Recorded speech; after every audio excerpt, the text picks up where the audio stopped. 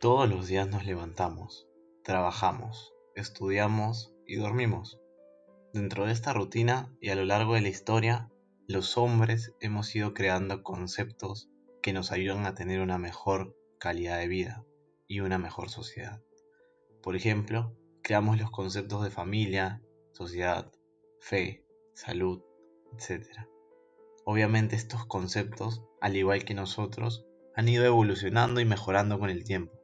Sin embargo, uno de ellos peligrosamente se ha quedado en nuestra mente colectiva desde el inicio de la sociedad: el machismo, la creencia de que el hombre es intrínsecamente superior a la mujer y que dice que deberíamos tener una serie de valores, privilegios o oportunidades sobre ellas.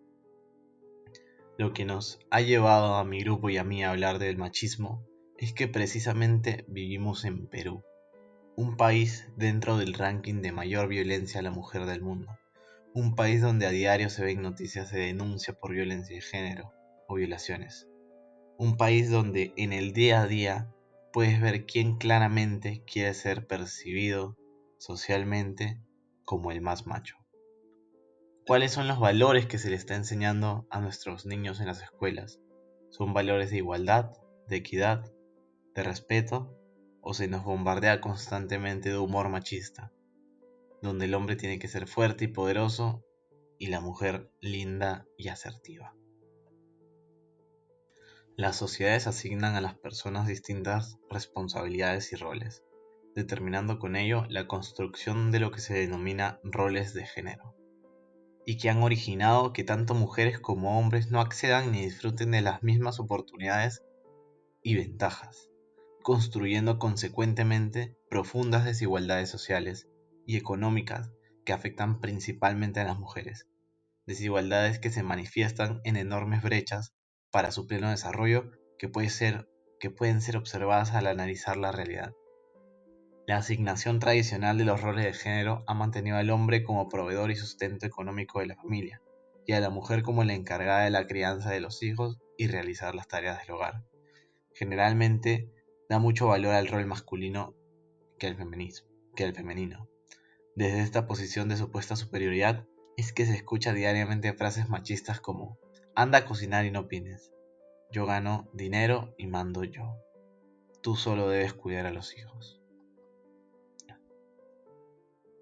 Por otro lado, el micromachismo es una forma de violencia de género que es tan sutil que pasa desapercibida en la vida cotidiana. Puede verse reflejada en estrategias, gestos y actos. Muchos de estos no son intencionales, de mala voluntad ni planificados, sino que son dispositivos mentales, corporales y actitudinales, incorporados en el proceso de hacerse hombre.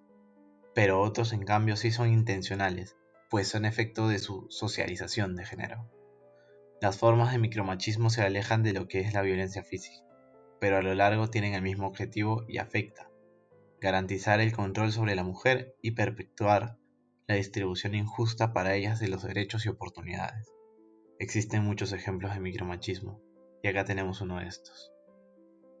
El hombre no se involucra en las tareas domésticas, porque es hombre y no sabe. Mejor que lo haga una mujer. En este caso, se le obliga a la mujer que haga una tarea la cual debería ser compartida en una relación igualitaria.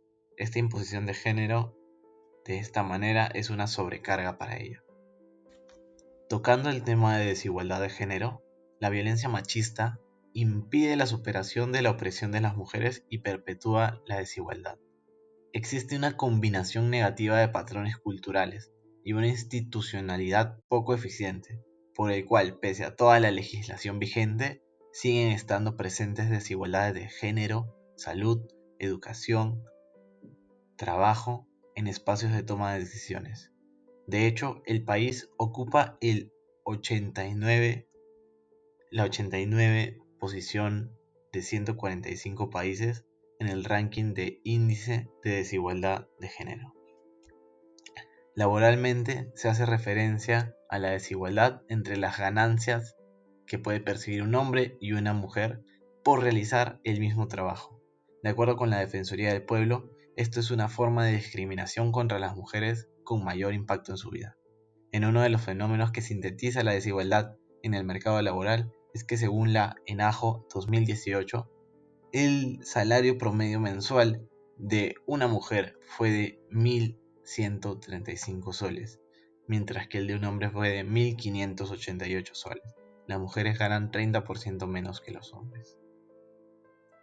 En educación, la educación en el Perú continúa reproduciendo modelos de feminidad asociados a lo doméstico, delicado y frágil, y a una masculinidad vinculada a la fuerza y a la capacidad.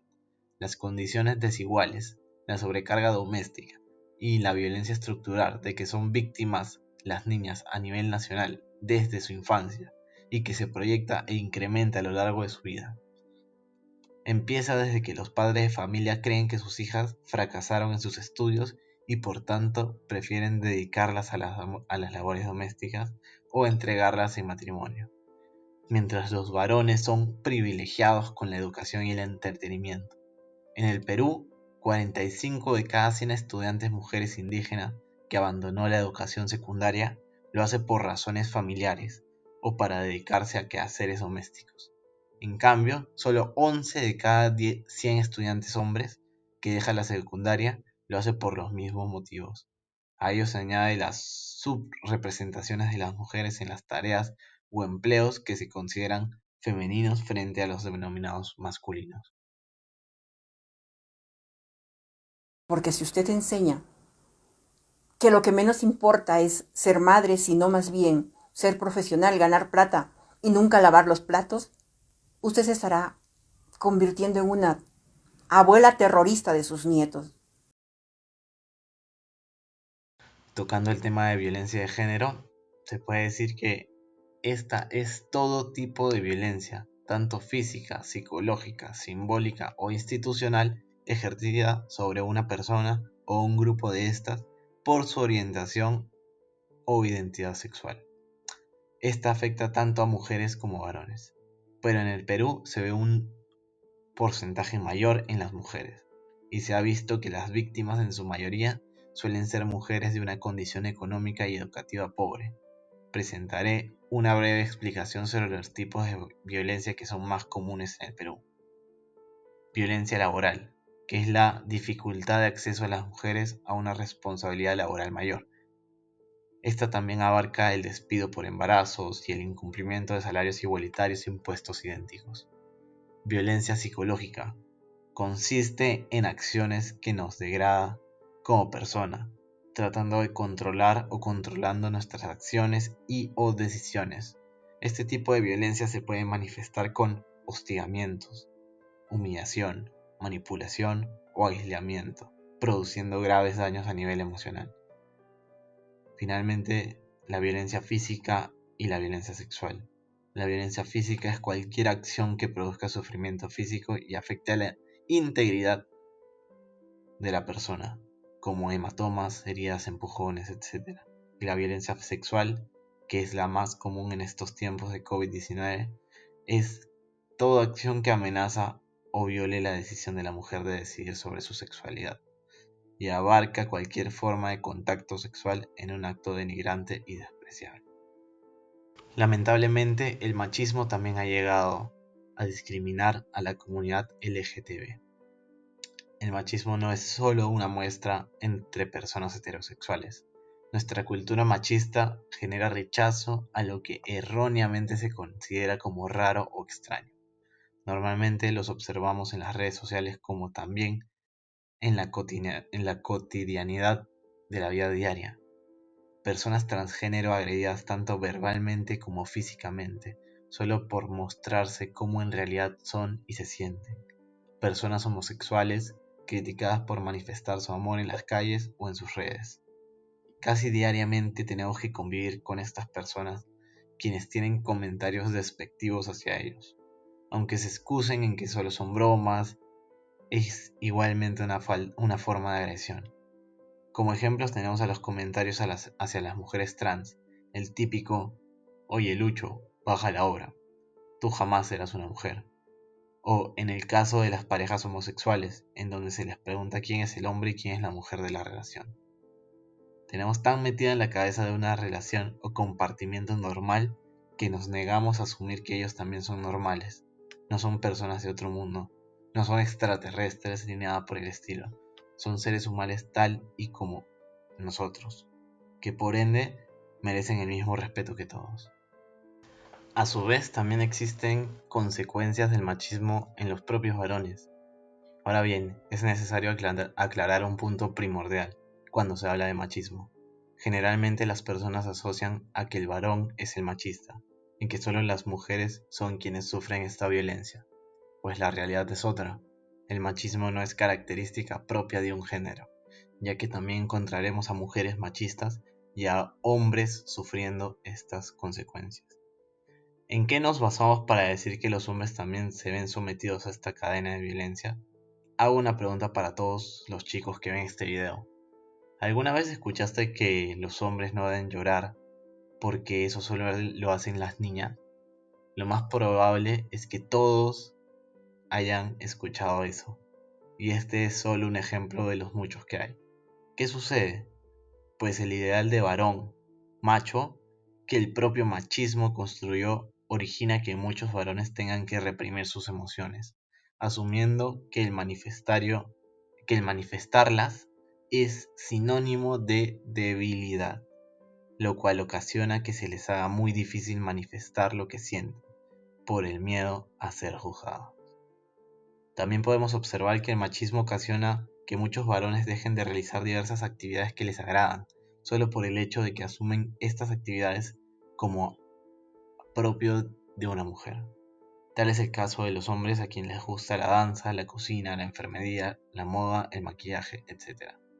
Estas situaciones generan diversas inseguridades en los varones, pensando que está mal sentir lo que sienten o frustrarse por no cumplir las expectativas que la sociedad impone, lo que limita en muchas ocasiones su capacidad para pedir ayuda.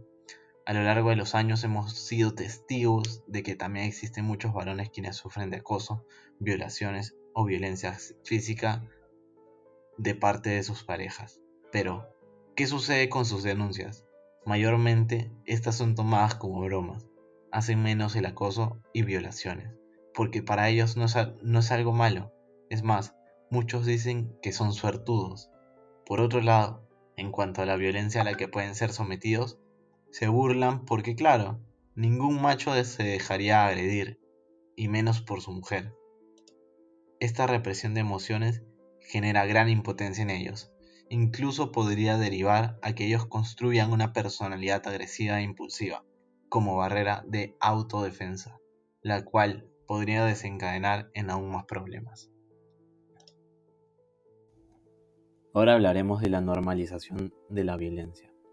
Una cultura machista genera una cultura de normalización a la violencia.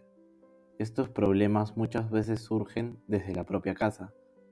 Aceptar que a nuestros hijos se les agreda o se les maltrate psicológicamente solo porque así los vamos a corregir y aprenderán la lección es totalmente absurdo. No podemos corregir los errores mediante la violencia, ya que ésta solo nos llevará a una cadena de violencia, en donde la propia sociedad se verá involucrada y a su vez asumiendo esto como algo nada grave. Cuando vemos a un niño que golpea a su compañerita, en su mayoría, ¿qué le decimos a la niña? Que el niño está enamorado de ella y que por eso la agrede. Pero eso no es algo que debe decirse. El decirle tremenda barbaridad a esa niña solo generará que en un futuro esta sea una de nuestras tantas mujeres agredidas que no logran salir de ese ambiente de violencia. Por otro lado, permitir que nuestros niños manifiesten sus emociones mediante agresiones solo será un paso para crear a un futuro agresor, hasta incluso un futuro feminicida. Se puede concluir que el machismo ha sido y es un fenómeno psicocultural que ha trascendido en el Perú a lo largo de estos años, de generación en generación. Esta situación viene afectando tanto a los varones como a las mujeres, no en la misma proporción, debido a que las mujeres son las más perjudicadas por el marcado rol de género, donde se considera al hombre superior a ella, contemplando únicamente a la diferencia de la fuerza muscular, las oportunidades laborales, en la salud, educación, trabajo, en espacio de toma de decisiones, etc. Existe un tipo de violencia que pasa desapercibida en la vida cotidiana, ya que estas no pueden ser intencionadas, ni planeadas, porque son incorporadas en un proceso de hacerse hombre. Pero se encuentra en otros que sí son intencionales, ya que son efectos de su socialización. Debemos tener en claro que el machismo no es característica propia de un género, ya que también encontraremos a mujeres machistas. Las expectativas sobre las que deben hacer los niños y las niñas se construyen desde la casa.